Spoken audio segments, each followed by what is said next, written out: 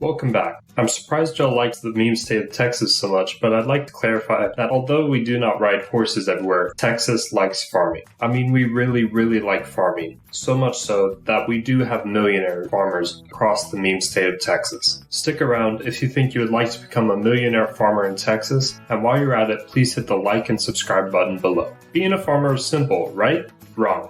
Farmers have the equivalent work experience of a bachelor's degree in mechanical engineering, chemical engineering, zoology, botany, finance, accounting, and most important of all, common sense. Farmers constantly think that they would have to expand their land because everything is bigger in Texas. To ever hope to sell crops at the local H-E-B, they have to secure special government subsidies and grants to finance every hoe, harvester, silo, and donkey. Ways to finance this farm is with a property tax exemption, and many counties across the state of Texas have that. Tax exemptions reduce property taxes to the minimal, such as $1 per acre, if not altogether removing it. How can it be possible to be as low as $1? Because, well, this is Texas. Texas has a heritage to protect, and a big threat to that is urban sprawl.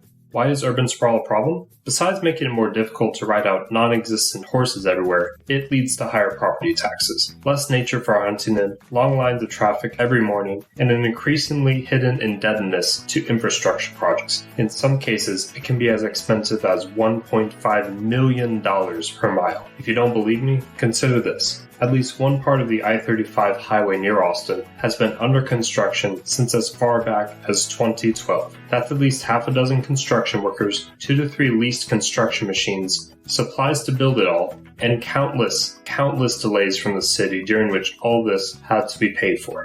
All of this is bad for farmers because the spread out nature of urban sprawl increases property taxes per acre, and farmers have a lot of acres. We'll get to why that's a problem later, but on the plus side, higher land values can make farmers extremely rich. As tiring as farming can be, it's very easy to sell hundreds of acres for hundreds of thousands of dollars, if not millions. This might not be the case for everybody, but if you're near a large city, or even between two cities, it's not uncommon. Get out or get big. Would you like to wake up today to milk 50 cows, trim their hooves, feed them, take them out to pasture, and put them all back in the barn?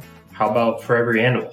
Farmers have less free time than most high school students and college students combined, unless, of course, the farms get bigger. It's easier to find someone to do your homework than to find someone to work on a farm. The average pay for that kind of work is $20 or $25 an hour because the average person is 55 years old who works on a farm. And since so few people will work, the pay is usually much better. But don't drop out of college just yet. Now, I can almost hear you in the comments section saying, but you're not an expert. My grandpa struggled 45 years to make ends meet.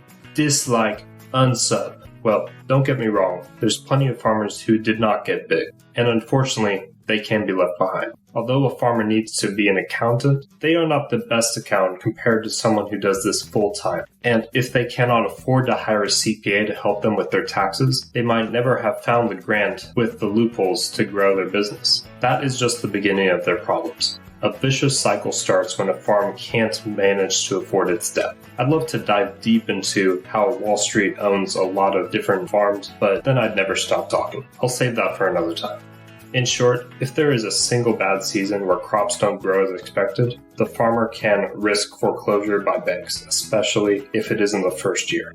And land isn't the only thing that costs money. The best way to make money as a rancher is to maximize pounds per acre, or in other words, buy as many young cows as possible and cram them tightly into small fields. That's because young cows grow faster just as animals grow faster when they're born. The problem with that is it requires a significant investment upfront for several years. Large farms can refinance their land for low interest 20 to 30 year terms, which is cheaper than taking business loans through the SBA, for example. I'm not an expert, but some small business loans through the SBA are 4.7% interest on top of the prime rate, which is 3.25% interest, which is an 8% interest rate. And that is not even considering that the loan term is much shorter, sometimes as short as 5 to 10 years. Real estate refinancing hovers closer to 2.5 to 3% over the course of 30 years. All things being equal, that is $240,000 more interest paid over a 15-year period for a small $500,000 loan. It gets even worse when they have to borrow variable rate loans and bridge loans to cover the monthly payments. I'd prefer to be rolling around in the manure with the cows. So, are farmers rich, or are